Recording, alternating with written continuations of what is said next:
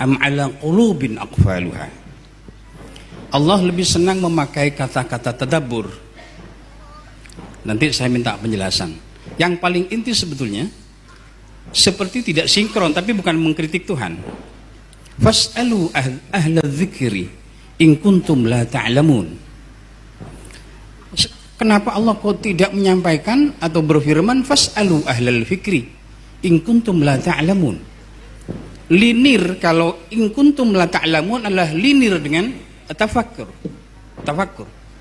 Tapi kenapa Allah menyebut fas'alu ahlal dzikri? Jadi endingnya seperti berbeda dengan in kuntum la ta'lamun pada konteks keilmuan. Pada sisi yang lain Allah juga sangat memprioritaskan innama yakhshallah min ibadihil ulama. Saya kadang-kadang bingung. Allah meranking adalah orang yang takut kepada Allah adalah ulama.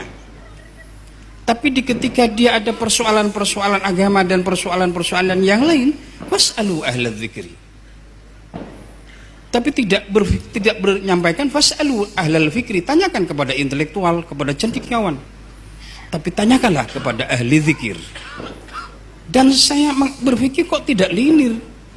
In kuntum la ta'lamun, bukan in kuntum la tafhamun. Ini pertanyaan saya, Abu ya. Terima kasih. Assalamualaikum warahmatullahi wabarakatuh. Pakai ini tawadhu sekali ya. Ngaku bodoh tapi baca ayatnya canggih. Emang begitu orang alim ya. Barakallahu fikum. Afala yatadabbaruna al-Qur'an. Itu yang menarik. Kok enggak justru yang harus dikritisi itu. Jadi itu bukan mengkritisi Tuhan, tapi kita mengkritisi fikir kita dalam memahami ayat Tuhan. Karena fikir kita nggak nyampe. Allah nggak ngomong afala yatafakkaruna al-Qur'an. Yaqul afala yatadabbarun la yatafakkarun. Allah tidak mengatakan Quran untuk ditafakuri. Quran itu untuk ditadabburi. Mal farq baina tadabbur wa tafakkur? Tafakkur syai' wa tadabbur syai'. Tadabbur fi makhluqatih wa tadabbur fi kalami wa kalamuhu ghairu makhluk. Tadabbur ujungnya wusul, sadar bertuhan. Karena tadabbur pada kalam, kalam itu adalah sifat, sifat itu bukan makhluk. Wa aqrabut turuqi ilallahi kalamu. Cepat-cepat jalan singkat kilat kepada Allah adalah membaca kalamnya, tafakkur kalamnya. Itulah thariqat Imam Syafi'i. Maka Imam Syafi'i khatam Quran dari pagi sampai asar, asar sampai subuh, khatam Quran. Aqrabut turuq ilallah. Itu tadabbur. Maka tadabbur akhiruhul wusul ilallah, wusul ila ma'rifatil kalam wa man yatakallam. Ya.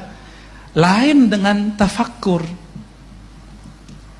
Di surat Al-Imran jelas wa yatafakkaruna fi khalqis samawati wal ardh. Ini yang mesti kita matchkan. Kalau enggak match, enggak munasib, akan kebalik-balik sampai nanti. Maka yang kita kritisi bukan Tuhannya, bukan kalamnya, tapi yang tidak matching dalam uslub fikir kita. Yatafakkaruna fi khalq. Nah, ini kata kuncinya. Mereka tafakkur mengenai penciptaan alam. Maka fikrah dia hanya mampu mencapai ranah yang disebut makhluk. Sedangkan tadabbur dia tembus kepada Khalik. Jadi bolehkah mengenal Allah? Boleh. Mungkinkah mengenal Allah? Amkan, bal lebih mungkin. Tetapi tidak boleh memfikirkan Allah. Lalu kenapa fas'alu ahlal dzikri? Kok bukan ahlal fikri? Sudah terjawab?